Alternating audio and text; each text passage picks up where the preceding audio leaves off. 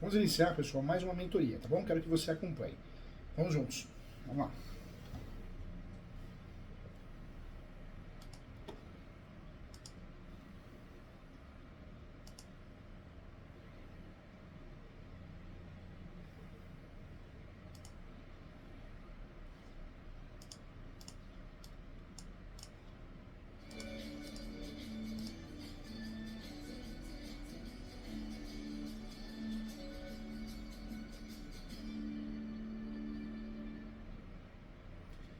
Olá, Daniel, Thiago, tudo bem?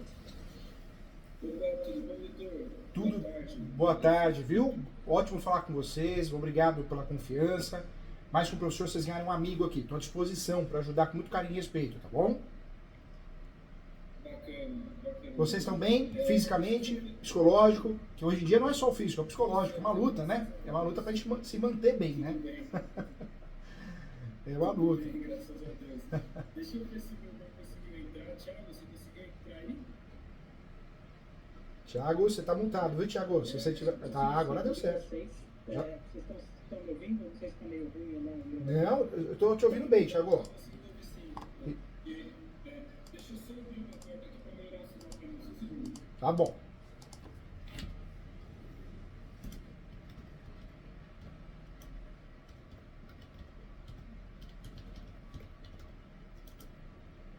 Pronto, agora está no ar. Rodrigo, conseguiu entrar? São dois irmãos meus, doutor. Rodrigo e Thiago. Ótimo, fica à vontade, viu? Se alguém que. Você conseguiu entrar, Thiago? Não. Só o Thiago por enquanto. Tá. A gente vai começar já, então. Só um segundo. Tá bom.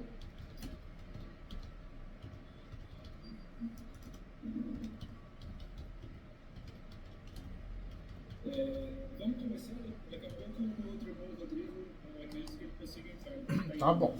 Fica à vontade, gente. Eu tô aqui para ajudar vocês com muito carinho. Eu vi que tem um monte de documento. A Maria me mandou aqui. Eu já abri e já separei numa pasta aqui.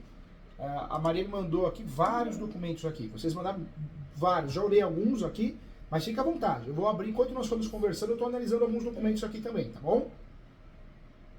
Perfeito. Eu vou contextualizar aqui, doutor. Na verdade, é o seguinte: tanto eu quanto meus irmãos, nós não somos advogados, tá? Tá bom. Eu sou escrevente, mas trabalho no tribunal, mais especializado, em doméstica, completamente diferente, né? Não entendo da matéria. E somos todos leigos em si dessa matéria, tá? Tá bom. Conta comigo. Vocês têm um amigo aqui que vai ajudar. Boa, legal. E parabéns pelos vídeos. Eu cheguei até aqui através do conteúdo do YouTube que eu assisti, gostei bastante. Que legal. E me passou uma boa confiança para chegar até aqui. Que legal. Fico muito feliz, muito honrado. Doutor, no nosso caso é o seguinte: a gente tem interesse em comprar um terreno numa região aqui próxima, sul de Minas, ali perto de Gonçalves também, um empreendimento que a gente quer fazer no ramo de turismo, né, de chalés, etc. Legal. Desde que a gente começou essa busca, um dos principais critérios nossos era que tivesse a documentação em dia. Então, que não tivesse nenhum problema com relação à documentação. Porém, a gente encontrou um muito interessante, mas ele tem a questão que ele está nas fontes do campeão, que é esse que eu enviei sobre os documentos. Eles entraram com a ação do campeão faz um mês mais ou menos. Eu sei que assim, inicialmente eles tentaram da forma extrajudicial, porém quando chegou no cartório teve alguns pontos aí que barraram. Eles já me falaram duas coisas. Eu acho que talvez foram esses dois pontos, não sei se tem mais alguma coisa, mas um deles parece que a área original era um tamanho e a área que eles estavam tentando era maior. E aí acho que disse assim, era só essa identificação de área, mas ela é nova no cargo e diz, enfim, e aí acabou não fazendo. E teve um outro detalhe também, que parece que um dos vizinhos faz fronteira não tinha documentação, então acho que ele tinha só contrato de compra e venda, e aí isso acho que também atrapalhou um pouco. Enfim, não sei ao certo no detalhes o que aconteceu, mas o fato é que agora eles foram pela via judicial, por isso que acho que eles já até tinham boa parte da documentação pronta, porque eles já estavam tentando pelo extrajudicial. Além disso, eu tenho um contato do advogado, que é quem está com essa ação aí com eles, e ele está até sob aviso, eu estou falando com ele no WhatsApp, que a qualquer momento, se a gente precisar, a gente pode colocar ele aqui para fazer algumas perguntas. E a ideia foi inicialmente contextualizar, falar qual é o nosso caso aí, e assim, o principal objetivo nosso aqui na consulta, doutor, é entender o quê? O quão seguro pode ser a gente entrar nesse negócio. Porque a gente realmente não quer correr o risco de ter um terreno que a gente não consiga ter a documentação. Então, assim, se a ação não tiver chance de não prosperar, ou alguma coisa do tipo, eu não sei assim, se é possível ter uma certeza de que essa ação prosperaria, que a gente conseguiria ter matrícula e documentação, ou se não for possível ter uma certeza, mas quanto que é essa chance? É baixa, é alta? Que risco a gente corre? Entendi. Para a gente decidir se a gente toca ou não o negócio, entendeu? Basicamente para isso é consulta. E aí tem algumas perguntas que eu relacionei, mas eu acho que se o senhor quiser começar falando... Com certeza, conta comigo sim. O advogado, gente, um dos maiores segredos, né, na compra e venda de um imóvel, de fato, é o due diligence, né? Tanto na compra e venda, do imóvel regularizado ou não regularizado, quanto na locação. Se eu compro um imóvel à posse e não faço o due diligence, eu estou correndo risco, né? Porque o que é o due diligence? É uma auditoria, é uma investigação. Ela é simples, mas ela é eficaz. Então, o que eu preciso checar antes de comprar um imóvel? Certidão de propriedade atualizada, para ver quem está me vendendo, se é dono ou posseiro, que são contratos diferentes. Não que a posse não possa ser comprada, ela pode, mas são contratos diferentes. Quem compra a posse é exceção de direitos possessórios. Quem compra o imóvel registrado é a escritura pública de compra e venda, né? Então são contratos diferentes.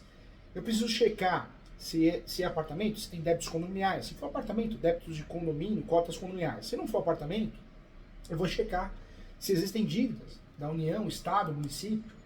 Então eu preciso checar através das certidões chamadas certidões de distribuidor civil, né? Eu consigo ter acesso a certidões negativas, é um nome que é utilizado também. São essas certidões que eu vou conseguir entender que tipo de negócio eu estou comprando, né? Então é isso que vai me dar segurança. Agora, quando eu compro um imóvel irregular, o grande segredo, o maior pulo do gato, né? Acho que é o maior cuidado, a maior atenção que a gente tem que ter, eu acho que, de fato, temos que explicar isso. É a soma da posse, né, gente? Porque quando eu compro um imóvel irregular, através do contrato certo, que é cessão de direitos possessórios e afins, meu Deus do céu, eu posso fazer uso capião no meu nome no dia seguinte. Então, não tem vantagem melhor, porque você fazendo uso capião no dia seguinte no seu nome, tudo bem que você vai ter que provar a posse de quem comprou, de quem você comprou.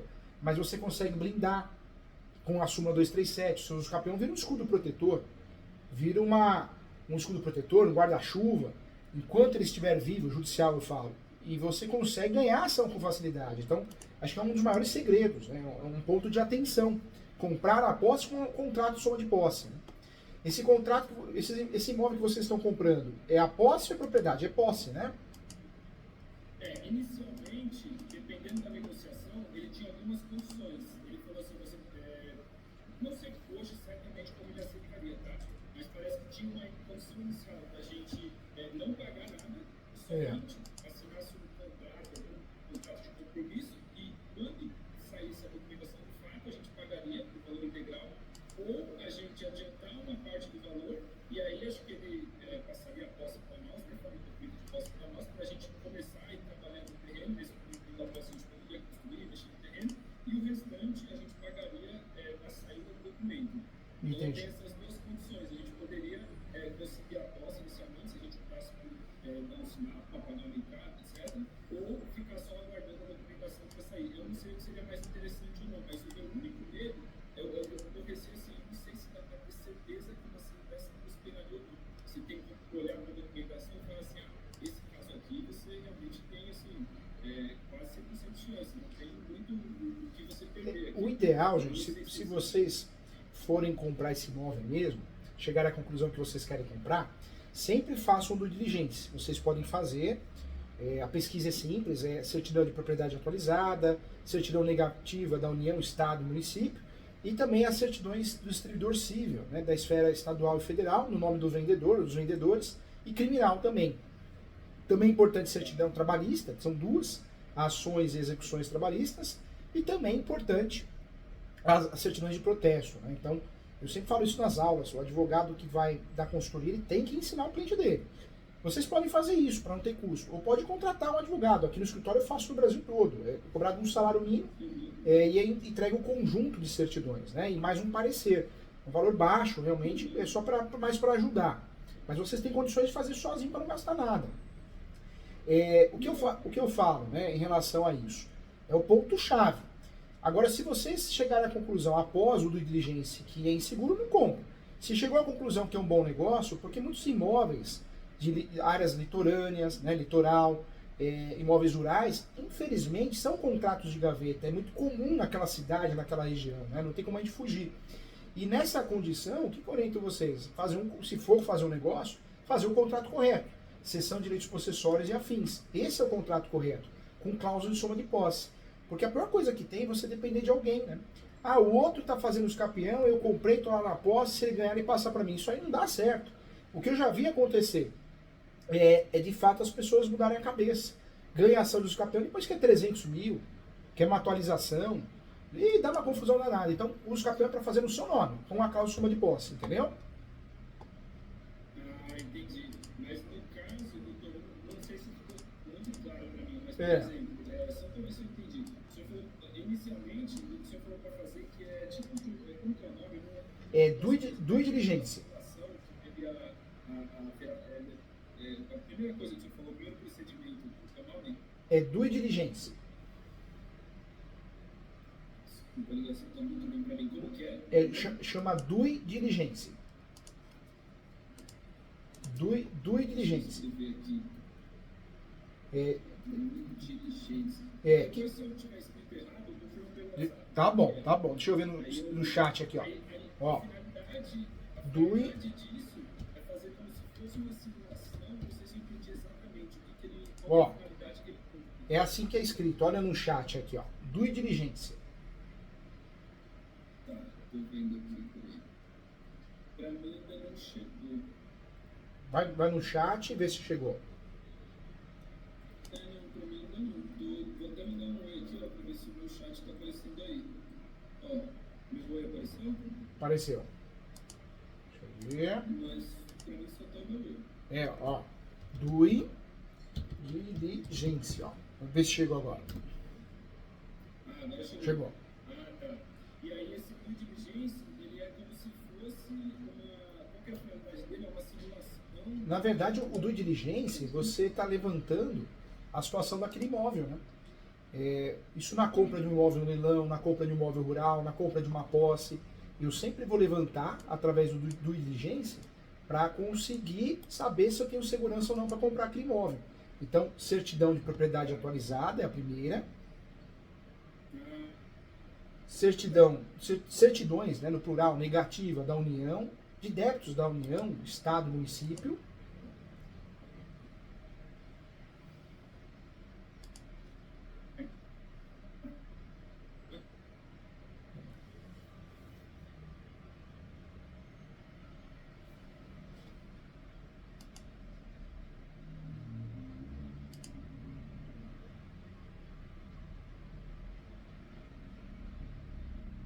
Voltou pra mim também. Voltou? Agora voltou, né?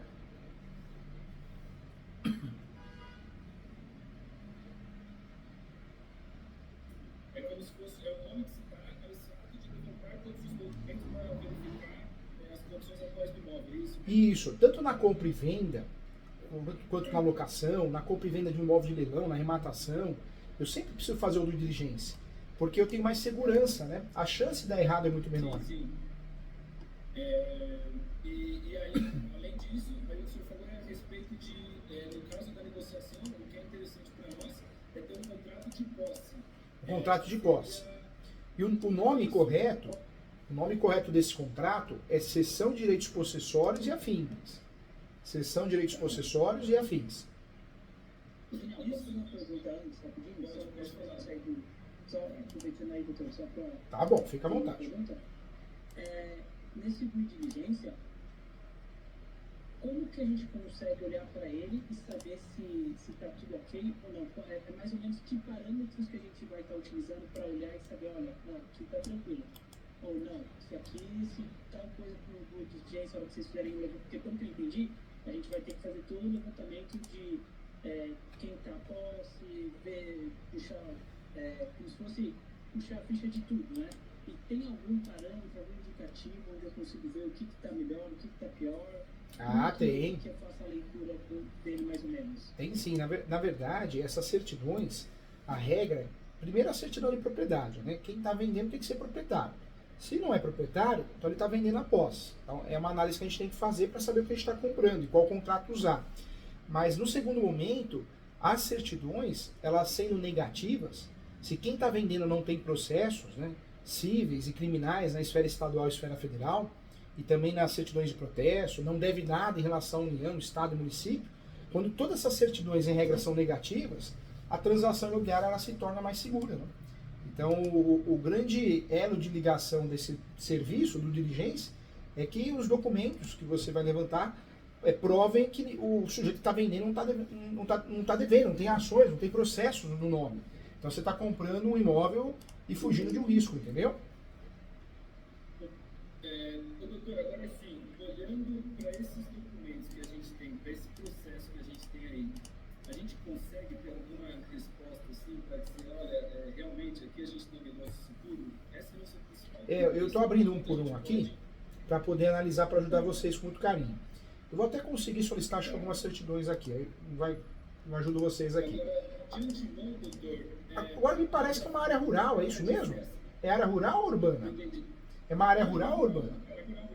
É rural mesmo, né? É rural. É rural. Agora, doutor, de antemão, assim, nessa área, existe um processo 100% garantido, a gente pode olhar os documentos e falar, pô, aqui realmente a gente tem certeza que está sendo prospero, vocês vão tirar os documentos, ou não é bem assim, só para eu... Gente, eu sou muito sincero, vocês ganham um amigo aqui, mais que um professor. Não existe uma segurança absoluta em nada nessa vida, né? Às vezes o sujeito está com uma saúde ali, nada nem morre, né? Em relação à compra e venda de imóveis, também, o due diligência é para a gente diminuir os riscos, né? Quando eu solicito a certidão de propriedade, certidões negativas de débitos municipais, estaduais, federais, certidões do distribuidor civil, é tudo para fazer uma transação mais segura, para diminuir os riscos. Mas não tem, né? Não tem. Eu já vi casos. A gente tem que tentar diminuir a chance de risco, né? Você vai comprar um imóvel rural, tem que ter um georreferencial, uma topografia, porque imóvel rural, às vezes, o que acontece muito, eu já vi no escritório aqui, às vezes a pessoa alega que a metragem é uma, você vai ver a outra, menos de 20%, 30%, 50% do que ela alegou, né? Isso é muito comum.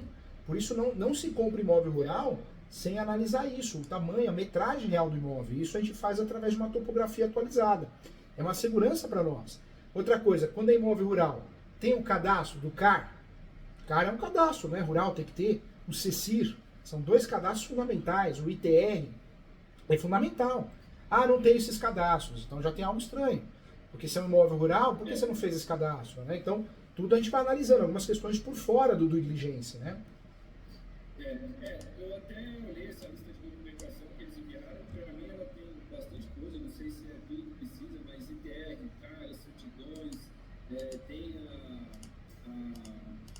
a carta de anuência, tem bastante tempo, a própria escritura, mas assim, eu não sei se dá para olhar e falar assim, não, realmente, o negócio está bem amarradinho, não tem muito assim o que atrapalhar, vamos dizer assim. Vai ser sempre eu vou olhar documento por documento, viu, gente? Para falar assim, mas a gente tem 90% de chance, mas isso pelo menos... Não, vamos olhar assim, vou olhar documento por documento. Mas o que é importante para iniciar, né? Que vocês precisam saber.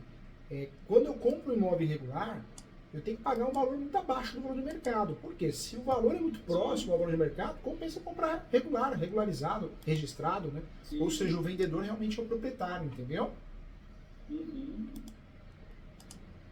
Vamos lá.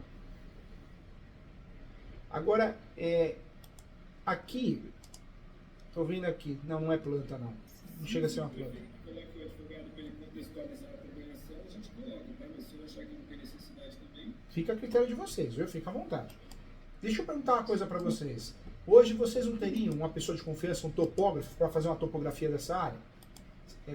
Vocês se sentem seguros? Confiança, assim, que a gente já conhece, não. Mas a gente poderia ir atrás de alguém, seria o caso, né? Sabe por quê, gente? Imóvel rural, nesse tamanho que eu estou vendo aqui, não se compra sem uma topografia, né? A topografia ela é necessária para a gente não cair em golpe. E não é só golpe de metragem, e comprar uma metragem menor do que realmente está sendo vendida. O problema é pegar uma área de APP, preservação ambiental, reserva legal, entendeu? Então tem que analisar isso, né? Eu vi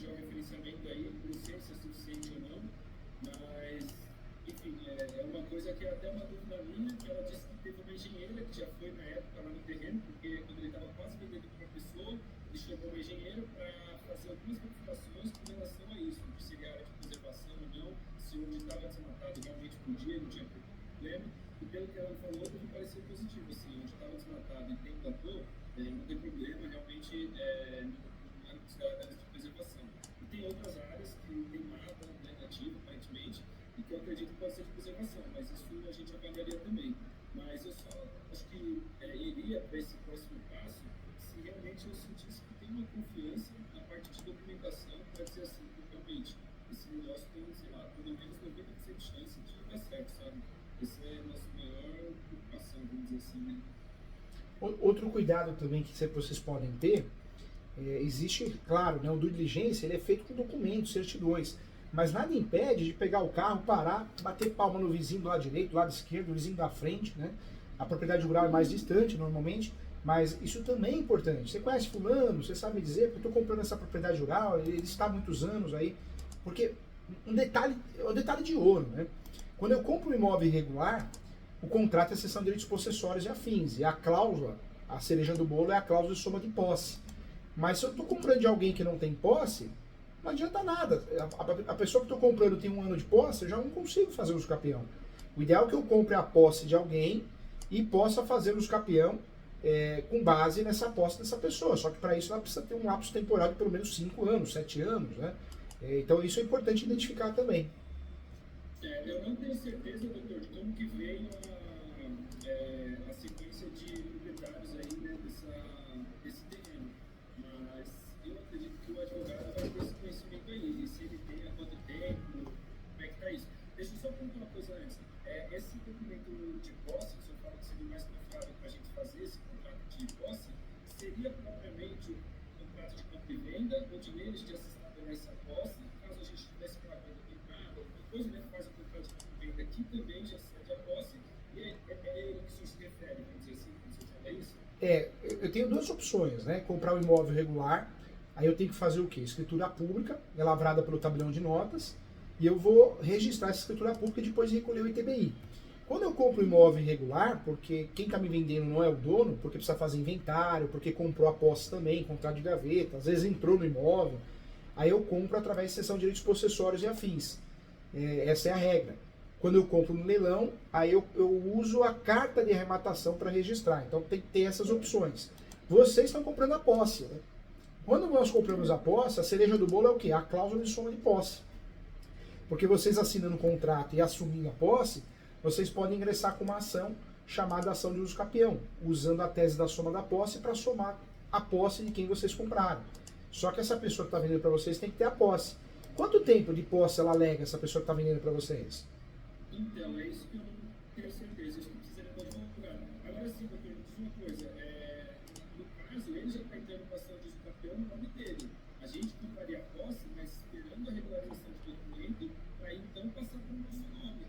Seria esse o caminho, porque como ele já até entrou com a ação, então, na verdade, eu entendo que não vou eu entrar com a ação de uso capião no meu nome. Ele já está entrando no nome dele, mas eu já estou comprando, fazendo um contrato adiantado, né? Para assim que ele comprar e terminar o processo aí, a matrícula, etc., aí ele me vende, de fato, passando para o meu nome, entendeu? Entendi. Mas, Daniel, pelo que eu entendi o doutor explicando, você me corrija se Claro, fica à vontade. Mas na hora que faz o contrato com a posse, aí nós entraríamos com o processo de uso capião, e não ele mais, entendeu? Mas ele já entrou. Mas ele já entrou no processo. Então, doutor, aí eu fiquei também nessa dúvida, porque o senhor falou que aí a gente que teria que entrar no processo, a gente teria que fazer o processo, não ele. Ou seria ele termina o processo e depois passa pra gente. Eu fiquei nessa dúvida. Não, se quem entra depois claro. do processo é ele ou a gente? O correto, gente, é vocês entrarem com a ação. Ah, mas eu já vou entrar, eu já entrei. Então você desiste, filho. Você desiste. Sabe por quê, gente? Porque vocês, dependendo de outra pessoa, isso é um perigo. Imagine só, vai gastar lá a entrada que vocês deram, e lá na frente, passou 2, 3 anos, que é o que dura uma ação de campeão a média, 1 ano a 3 anos, depende do lugar. Ele vira e fala, ó, agora eu não quero mais vender, tá no meu nome. Eu quero uma atualização de 200 mil, 300 mil. Então, para evitar essa confusão, o que a gente tem que fazer? Faz o contrato de cessão de direitos possessórios e afins, E vocês fazem uso do campeão no nome de vocês. Aí ele vai fornecer para vocês documentos da prova da posse dele, né? Isso é obrigatório. Porque, ele retira o processo dele, né, de campeão, que aí já vai endereçar o nosso. aí na verdade ele dá baixa, ele desiste. Porque, gente, não tem sentido a gente ficar na mão de alguém sem precisar, entendeu? Isso é muito arriscado. Vocês estão comprando uma briga que pode ser que não seja legal, entendeu? Doutor, e mesmo com o contrato e tudo, você acha que o correto ainda assim seria arriscado e seria melhor a gente entrar com o nosso nome mesmo? Ah, sem dúvida nenhuma. Não se faz ação no nome de outro, né? Ah, ele está fazendo ação e eu tenho um contrato aqui que se ele conseguir ganhar a ação, ele é obrigado a passar para o meu nome. Isso é muito perigoso, né? Eu não oriento fazer, gente. Nesse caso, se ele ganha, porque o que uma vez sugeri não é, se ele ganhasse a ação, aí sim nós faremos o pagamento e aí sim ele passaria a posse. Né? Ele passaria a matrícula, passaria tudo. Meio que a venda só seria realizada depois do resultado da ação. Só que aí realmente corre o risco de quando sair a ação, ele poder virar e falar, agora que eu tenho o documento, eu não quero mais 400 mil, eu quero 600 mil. Né? E aí vocês, imagine só, né? Ah, mas o negócio é bom, professor Júlio, porque a gente vai assumir.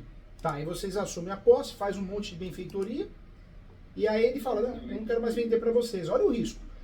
Agora, não, eu vou esperar, então vai ficar com o imóvel fechado? O imóvel fechado é um perigo, né? Então, aí alguém invade e fala, não, o imóvel é de vocês, não sou eu que vou tirar, vocês que... É um negócio muito perigoso, né? Para vocês, compradores, né?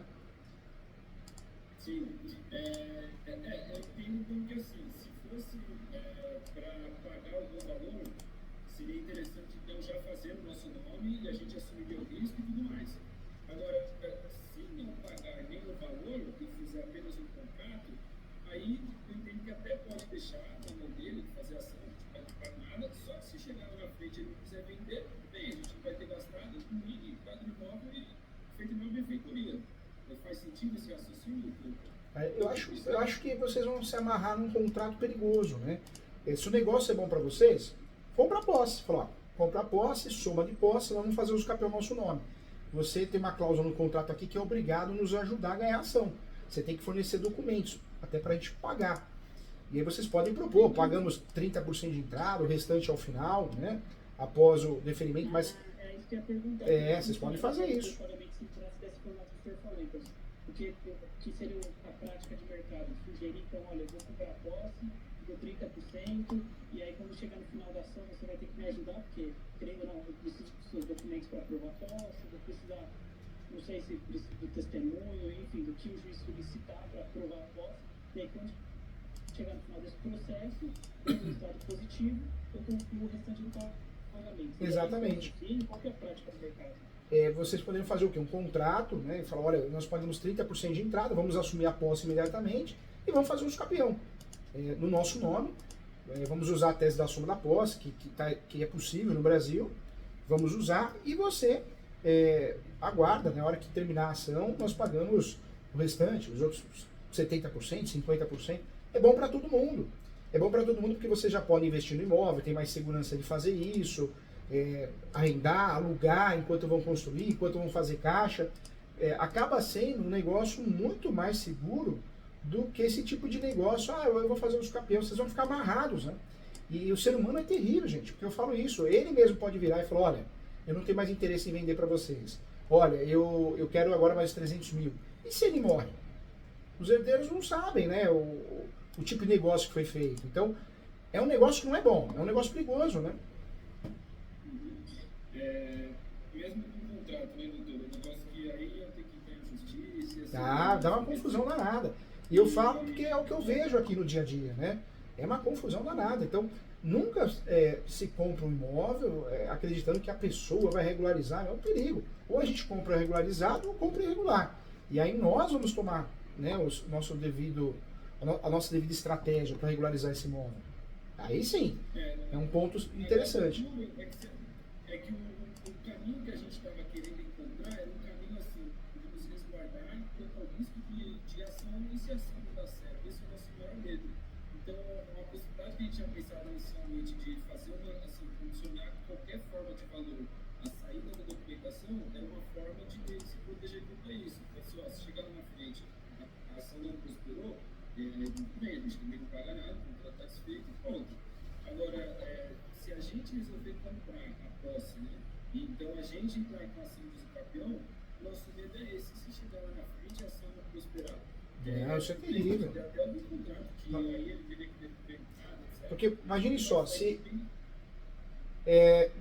vamos pensar aqui, vocês compram a posse, e aí amanhã depois ele regulariza, ele vai querer um outro valor. Vamos dizer que ele perca a ação. Vocês estão amarrados, né? Porque não fez nada no imóvel, também não vai querer ficar com o imóvel, então ou compra a posse de fato e vocês assumem essa responsabilidade de regularizar, ou não compra nada, entendeu, gente? Eu acho esse tipo de contrato muito inseguro, muito perigoso, né? Acho que é um contrato que não vai levar ninguém a nada, porque o usucapião demora, rural, se for mal feito, um advogado que não é especialista, pode demorar 3 anos, né? E aí, como que vai ficar esses 3 anos? Ele não vai querer uma atualização depois? Claro que vai. Se ele falecer, olha o risco desse contrato. Então, eu assumo agora a posse, pago 30%, vou fazendo as benfeitorias, vou tentando tirar alguma coisa dali, algum fruto dali, né? Alugar, arrendar, ou já vou investir, e a hora que sair o usucapião no meu nome, eu pago você. Então é diferente, né? Acaba sendo uma transação mais segura, entendeu? Mas aí, doutor, a gente, pelo menos aqui, não consegue se sentir seguro com relação à documentação, assumir o risco desse tipo de processo, porque a gente sabe que tem um risco. E é esse risco que a gente queria achar um jeito de se blindar, de realmente não ficar assim, à mercê, vamos dizer assim, sabe? Entendi. Se existir esse risco, da forma que ele existe, se a gente só tiver a opção de assumir ele, talvez a gente vá até para outro terreno, entendeu? Entendi. Mais ou menos o nosso raciocínio. A nossa esperança, quando a gente entrou na consulta, era de que, de repente, se eu fosse falar alguma coisa que não, diante dessa documentação, do processo, isso, aquilo, dá para ter uma solução. Porque se tivesse, aí realmente a gente faria exatamente como você está falando. Vamos comprar a posse, vamos entrar com a ação de usucapião no nosso nome e tá beleza. Agora, o que a gente não quer é correr risco dessa ação prosperar e não conseguir mesmo. Entendi. Ô Daniel, olha só, de repente, a posse, eu não sei, a gente pode perguntar quanto que eles estão abertos à negociação, tipo 30%, 10%, 15%, né? Ela tentar diminuir o máximo possível esse risco, né? Eu vejo assim. E a minha dúvida é, como que ele prova a posse dele, né? Porque ele, em tese, está fazendo o processo de usucapião. Ele tem algumas certidões que ele mostrou, né? ITI, não sei o que, o registro aqui. Mas existe algo específico que ele consegue falar, não, esse aqui é o meu documento de posse, né? Até porque, por exemplo, o doutor perguntou para você sabe há quantos anos que ele está lá? A gente não sabe há quantos anos que ele consegue provar que ele está lá, né? Eu não sei. Como que a gente identifica essa posse dele do terreno, né? Entendi. A posse, gente, ela é provada através de contas de água, luz. No imóvel rural também é provada através do CAR, do CECIR, né, os cadastros rurais. Também é provada através do uso, então manutenções, benfeitorias, fotos, imagens. Vocês podem também usufruir, essa pessoa que está vendendo a posse, ela pode ir atrás de vizinhos, confrontantes ou até herdeiros, né? E herdeiros, pode ir também atrás de conhecidos, e essa pessoa vai fazer o quê? Ela vai pedir para essas pessoas conhecidas assinarem uma declaração. Fulano tem a posse há tanto tempo, de forma mansa, pacífica, queremos nome. Pronto, né? Vocês têm a possibilidade aí de regularizar esse imóvel com essa documentação dessa pessoa.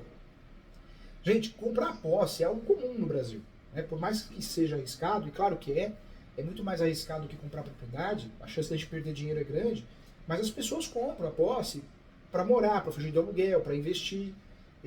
Eu presto muito serviço no Brasil todo para investidores de posse. Eles compram, regularizam e vendem regularizado. Compra e vende irregular mesmo, através de outro contato de posse. Então, no Brasil é muito comum, né? Nós temos, no mercado imobiliário, nas transações imobiliárias, nós temos pelo menos 5 investimentos bons, que é a posse, dá muito dinheiro, o pessoal ganha muito dinheiro com posse, já vem muito cliente aqui ficar rico em 2, 3 anos. Leilão, né? Com cuidado com os obstáculos que tem. Locação, também compra e venda de imóveis na planta, é muito comum, né? Também é comum, e também criar incorporação. Então é um bom negócio sim, mas se vocês estão pagando um valor muito acima do valor de mercado, ou próximo ao valor de mercado, ou sentindo a situação meio confusa, os documentos são confusos, né? A pessoa que está vendendo não tem muito tempo de posse, só tem 2 anos, 3 anos, cai fora que é melhor. Porque o interessante de comprar a posse é fazer o due diligence, fazer o contrato correto. Mas a pessoa que eu estou comprando a posse precisa ter posse, né? A partir do momento que ela não tenha muito tempo de posse, não vai me permitir fazer uso capião. Eu não vou conseguir fazer uso capião. E eu não fazendo uso capião, eu não consigo regularizar logo. E outro detalhe, né? Eu também não consigo me blindar, porque o uso capião para vocês não é só para regularizar o imóvel. Mas enquanto ele estiver em andamento, vocês blindaram a transação imobiliária. Se alguém processar vocês, se aparecer uma emissão de posse, integração, vocês conseguem usar o uso capião para se defender, para usar nas teses dentro de uma contestação, para usar dentro de uma ação de embargo de terceiro. Então, se realmente vocês não sentem essa segurança, porque é um negócio de risco, é melhor correr atrás. Talvez vocês consigam comprar um imóvel para o investimento de vocês num leilão. Talvez seja mais seguro, entendeu? Doutor, então só para ver se entendi, a nível de provar posse, o senhor disse que serve equipes de água e luz e provas testemunhais de pessoas que reconhecem que ali morava o fulano mesmo, então tem. É isso? É isso. Pelo que eu também entendi, Daniel, acho que o primeiro passo é a gente contestar o advogado deles para falar, olha, quanto tempo que ele tem a posse e como vocês estão provando a posse, né? Porque, perguntar como que eles estão provando a posse e já a gente consegue entender o que eles estão utilizando para provar a posse. E vocês entenderam? Você vê como comprar a posse de alguém que tem muito pouco tempo de posse, como é inseguro? Porque se a pessoa tem 10 anos de posse, poxa, legal. Vocês conseguem fazer o uso capião no nome de vocês, conseguem usufruir do uso capião. Agora, comprar a posse de alguém que tem 6 meses de posse, 1 ano, 2 anos, 3 anos, é um risco, porque vocês não vão conseguir fazer o uso capião já, agora, né? Um tempo bom, assim, para a gente conseguir falar, pô, é uma posse segura, a pessoa tem 5 anos, 6 anos, mais... A posse, comprar a posse, eu falo que uma posse que tem valor de mercado, imóvel regular, é uma posse de 5 anos, né? Quando eu tenho uma posse inferior a isso, é uma posse ruim, né? Porque eu não consigo fazer os capião de imediato, eu não consigo usar a súmula 237 para me defender. Então, tem que tomar cuidado, né? Comprar a posse... Se eu Os 10 seria o ideal, né? Os 10 anos seria ideal. Porque 10 anos de posse, vocês poderiam fazer o quê? Um uso capião com soma de posse, utilizando o artigo 1238. Ou seja, vocês conseguiriam fazer um uso capião bem feito, uma das melhores espécies de 36 espécies, e ainda usar a súmula 237 para se blindar. Olha que interessante. Olha como muda a história, né? Doutor, então para a gente conseguir, por essa documentação que tem aí, eu acho que até tem a assinatura dos confrontantes, tem uma carta de anulmento, eu não sei se chega a ter documento suficiente, porque pelo que o advogado falou, ele juntou tudo que não tinha e acredita que não vai precisar de mais, mas só se o juiz pedir é que eles vão ter que juntar mais alguma coisa ou outra. Então eu entendo que assim, o processo está completo, com tudo que teoricamente uma ação de advocação não precisa para prosperar. Aí olhando esses documentos aí, dá pra gente, eu não sei se ele chega a falar em algum lugar a posse quanto tempo que ele tem, mas dá pra gente falar que nesse cenário mais seguro, esse que... Tem que jogar aberto, né, gente? Eu acho que vale a pena falar, né? Olha, nós estamos comprando a posse o senhor sabe que é uma situação perigosa, uma situação que não é confiável, não estou falando nada do senhor, mas é uma realidade, é um risco para todo mundo. Então nós temos que pagar o valor bem abaixo do valor de mercado. E detalhe, nós temos interesse sim, mas vamos pagar 30% de entrada, 20% de entrada, ou 10%, é com vocês, né? Vamos assumir a posse de forma imediata e o senhor precisa me entregar, né? Provas da sua posse de 10 anos. Porque aí eu consigo fazer os capião no meu nome e usufruir da sua posse, entendeu? E numa situação dessa, a gente fala assim, pagar, sei lá, 10, 15% para pegar a posse e vou entrar com a ação de uso capião no seu nome. Se caso essa ação não prospera, aí o contrato é condicionado a isso, a gente não teria a obrigação de pagar o restante, correto? Aí pode fazer um contrato com essa cláusula, dizendo que caso não seja procedente o uso capião ou queira desistir do negócio porque foi improcedente, não tem que pagar o resto, né? E ele tem que pagar as benfeitorias, alguma coisa assim. Mas aí talvez seria condicionado a não pagar o resto e devolver a propriedade, no caso? Talvez ele exija isso, né? Então fala, tudo bem, vocês não pagam o resto, mas eu quero a propriedade de volta, entendeu?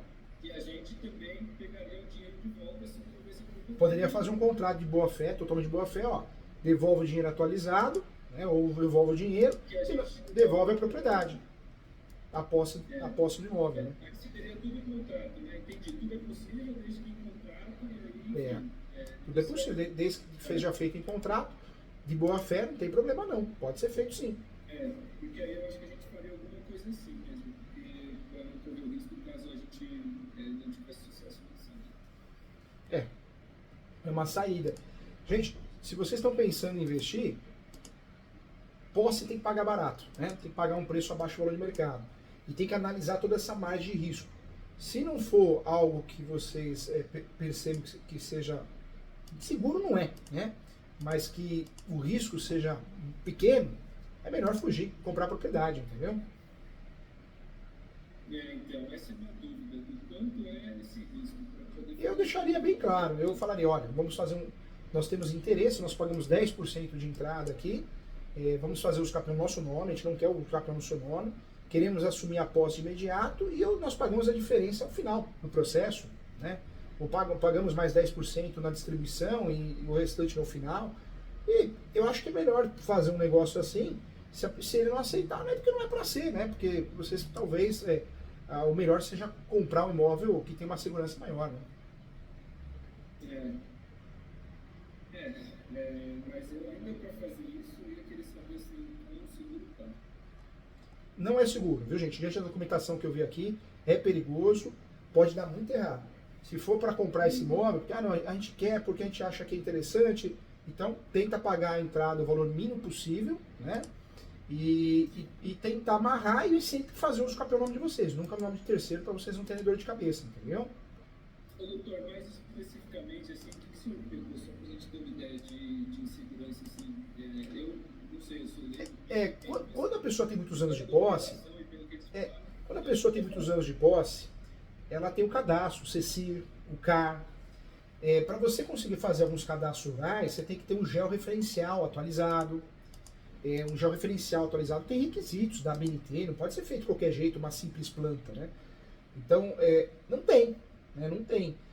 Então, se eu tenho uma posse de muito tempo no imóvel rural, eu tenho que ter o CAR, o CECIR, o georreferencial, o ITR no meu nome.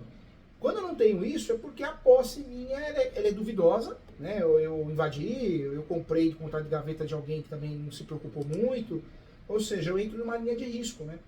Então, esse tipo de negócio que vocês quiserem fazer, para minimizar o risco, se algo que é que vocês não querem perder, tente pagar o menor valor possível e tente levar para o contrato isso, o contrato cabe tudo, desde que seja boa fé, tente de fato deixar o pagamento final após o uso campeão, amarra bem que tem que entregar documentos, porque aparentemente pela documentação é muita coisa aqui, mas nada que nos interessa, assim, em termos que nos dá segurança, né?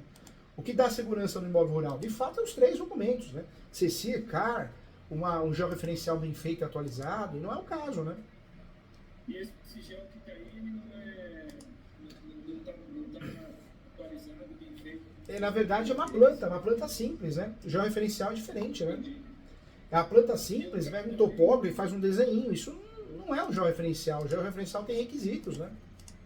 Entendi. E detalhe, além de ser importante o georreferencial, ele é obrigatório. Quando você quer regularizar um imóvel, ter que fazer o cadastro rurais é um documento exigido, né? Então, se não tem, por que não tem? É estranho uma pessoa ficar tanto tempo numa posse e não fazer um cadastro rural que vai ajudar ele em relação até empréstimo, né? Por que não fez? Que é o CCR. É o CECIR, o CAR, né? O cara eu até vi aqui, né? Mas eu não sei se enfim, é o documento 9, você viu aí? Eu vi. Mas veja se ele, enfim, se é um cara, se tá ok. Esse imóvel, gente, eu acho um imóvel de risco. Eu não compraria. Tá. Não compraria. Eu acho que tem coisa melhor no mercado, leilão, tem muitos leilões de imóveis rurais que você consegue arrematar com facilidade, com preço, né? Hoje está cheio, muitas propriedades rurais com a pandemia, produtores perderam, né? Então os bancos retomaram em garantia hipoteca, alienação fiduciária. Então você consegue comprar bons imóveis rurais com preço, né? Eu acho que entendo que pelo que estou vendo aqui é um negócio de risco, E esse tipo de contrato que o advogado quer fazer, gente, eu não faria jamais, porque mas a gente não vai pagar, mas e aí, vocês vão ficar presos a uma transação imobiliária? E se não conseguir regularizar, como vai ficar? Por mais que a gente tente criar um contrato redondinho, ajustado, a própria transação é confusa, né? Então, vocês não estão resguardados, né? Perigoso, hein? Entendi. É verdade. Se demora, a gente acaba ficando com compromisso ali também, né? Ah, eu não faria não, gente. O que eu vejo de maior problema também da gente comprar ação e entrar com ação no nosso nome é que é o seguinte, o caso que a gente vai fazer, a gente iria construir muita consultoria, a gente ia construir um chalé lá, 1, 2, e aí é o tipo de situação que a ação não prosperou, então vamos fazer um negócio. Só que aí a gente vai ficar amarrado, porque vai ter... Vai ficar amarrado. Ou seja, amanhã ou depois aparece alguma coisa boa, vocês estão amarrados. Vocês não sabem se vai sair hoje, se vai sair amanhã. Dá uma olhadinha. Claro, você vai arrendando, você pode arrendar, né? Você muitas vezes você consegue receber alguma coisa. Dá uma olhada em leilões. O grande segredo de leilão, imóvel rural, compra com preço. Imóveis adjudicados da Caixa, que é a venda direta. Quando vocês entrarem em site de leilão, veja se o leiloeiro está inscrito para não cair em golpe, site falso. Analisa se não existe uma defasagem no valor da avaliação. Analisa o edital, se está publicado bonitinho, a matrícula do imóvel. Analisa se foi publicado no edital tudo certinho. Se foi intimado, executado. Tem leilão judicial, tem leilão extrajudicial, né? Então você faz um checklist. Esse checklist, a chance de dar errado é bem menor. Agora, comprar uma posse dessa, não sei, está muito confusa, né? Eu não compraria, né? Eu sou muito a favor da posse, mas não senti firmeza aqui não. Entendi. E, doutor, só por curiosidade, em leilão, já sai a documentação certinha, matrícula, tudo, você não precisa ter nenhum tipo de ação judicial da sua parte depois dele, já sai redondo, os documentos saem no seu nome, tudo certinho, você não tem um documento. O leilão, quando você arremata o imóvel no leilão, o que você tem que fazer? Vai sair a carta de rematação. Essa carta de rematação, você pega e leva a registro. Leva a registro. Aí você consegue fazer o quê? Transferir a propriedade para o seu nome. Sim. É uma pena que nessa área específica que a gente quer, nessa região, eu não cheguei a ver leilão, até ver se eu encontro alguma coisa, mas acho que não é tão comum assim. E esse terreno, ele realmente tinha muitas características boas, né? Muitas mesmo, de acesso, vista, fotografia, mas se a ação realmente, se os documentos não passam a confiança que precisaria, porque eu sei que mesmo se os documentos já tivessem redondinho, não seria 100%. E aí, se ainda os documentos não estão tão bons quanto poderiam, aí realmente a gente já desanima bem, assim. Da coragem, ainda mais para fazer desse modo que o senhor está falando, né? Da gente assumir e entrar com ação no nosso nome, mas desse jeito, você acha que não vale nem a pena? Esse tipo de negócio é interessante para quem, né? Então vocês já têm uma pousada, já tem alguma coisa assim. E aí vocês, vamos tentar mais uma, né? Então, se der certo ou não der certo, vocês não estão em prejuízo. Agora, poxa, é um investimento de vida, né? É um investimento que vocês vão fazer, uma estratégia para poder mudar, para poder investir em outra coisa. Então, poxa, a primeira já arriscada, não sei, vale a pena comprar no leilão. Faz o checklist do leilão. Qual que é o checklist para a primeira arrematação? Vê vários leilões, vê se é falso ou não é. Como que eu vejo que isso é falso? Eu vou ver se o leiloeiro está inscrito, né, na junta comercial direitinho. Depois, o que eu vou fazer? Eu vou analisar o edital, sempre ler o edital para ver a área, se tem dívida, se não tem. Eu vou analisar a matrícula do imóvel, vou analisar se o imóvel está ocupado ou não. Vou analisar se é preço vil. O que é preço vil? Abaixo do valor de 50% da avaliação. Eu vou analisar os riscos da pessoa fazer uma ação de nulidade. O checklist no leilão começa pela matrícula, análise do edital, mas vocês conseguem comprar em várias regiões, imóveis rurais, urbanos, né, mas rural muito hoje, em leilão com preço, 30%, 40% a menos, adjudicados da Caixa. Seguindo o checklist, a chance de dar errado é muito pequena, né? E é muito mais seguro, né, gente? Esse tipo de transação que vocês vão fazer é uma transação perigosa. Pode ser que vocês acabem perdendo a entrada, ou a pessoa depois ingressa com uma ação falando que vocês inibiram ele de vender para outro. E dá confusão, viu, gente? Você não manda bicho esquisito, hein? Entendi. Então, infelizmente, nessa ação a gente realmente acho que não vai crescer no mesmo nível. Doutor, agora por curiosidade, eu pesquisar uma região específica, que é a região que eu tenho interesse ali no sul de Minas, perto de São Bento, etc. Eu oriento. Eu tenho que ir de site por site, jogando aquela região Google ele faz um trabalho bem legal nesse sentido, né? Leilões na região tal, ele já faz as buscas.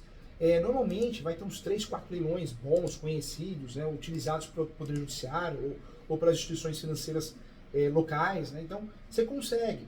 E aí você vai fazendo as buscas. O leilão, você faz o prévio cadastro e vai dando lance, né? Se você entender que aquele imóvel é interessante. Mas é um bom negócio sim. Nessa região que vocês estão procurando, acha sim, gente. Já vi muito cliente achar coisas boas aí, viu? Agora, esse tipo de negócio que vocês vão fazer, realmente é arriscado. Eu não faria, gente. Desculpa a sinceridade, mas acho arriscado. A não ser que ele aceite, né? O vendedor aceite que o contrato seja um contrato preliminar, apenas vocês vão fazer os campeão no nome, só vai receber ao final. Se aceitar uma proposta dessa, que é muito difícil, porque quem está vendendo quer dinheiro na hora, pelo menos parte, 50%, né?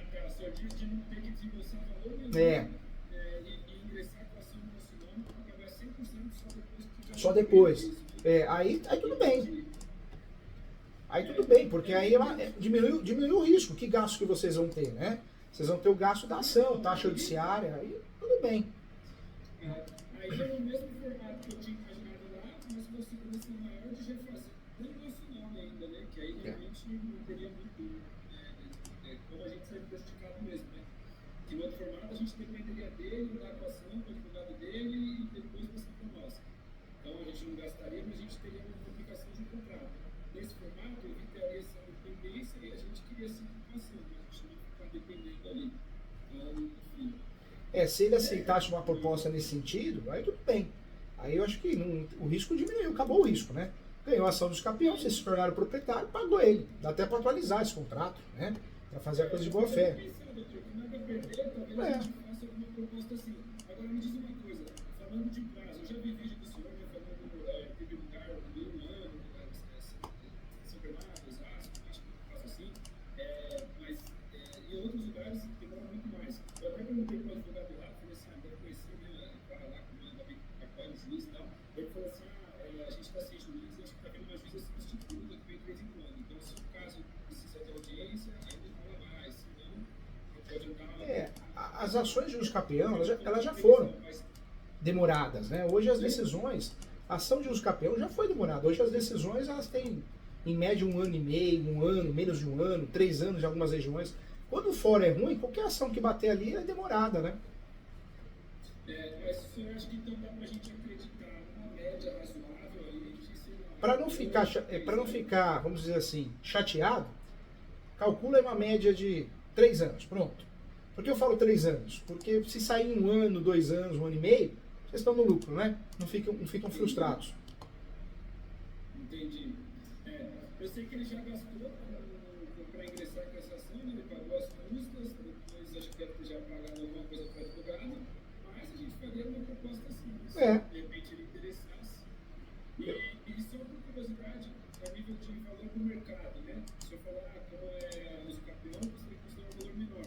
O valor ali, vamos dizer assim, de terrenos daquela região é de 400 a 450, 500, só que se encontra um valor mais baixo. Vários lucros isso, mas eu sei que nessa faixa dá para comprar. Esse terreno, pelas características deles, valeria mais do que isso. Assim, vamos dizer que eles tivessem com a documentação ok, acho que daria facilmente por vender por 650, por aí, assim. Nesse caso, ele está pedindo 450.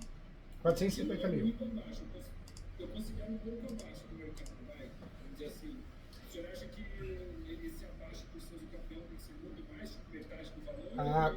Quando nós compramos um imóvel irregular, a posse, né?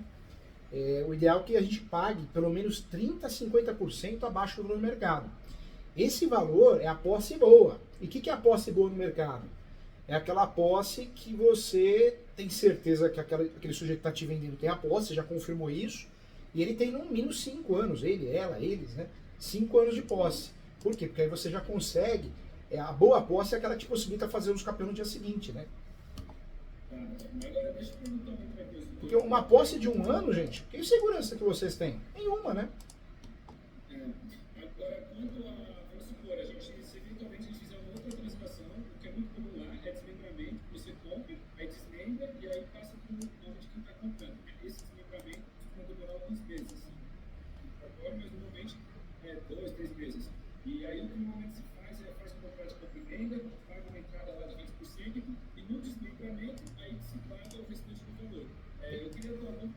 dúvida é só para entender esse fluxo, como é que funciona, caso a gente faça um eventual outro terreno, saber ali como é o procedimento na prática de fato.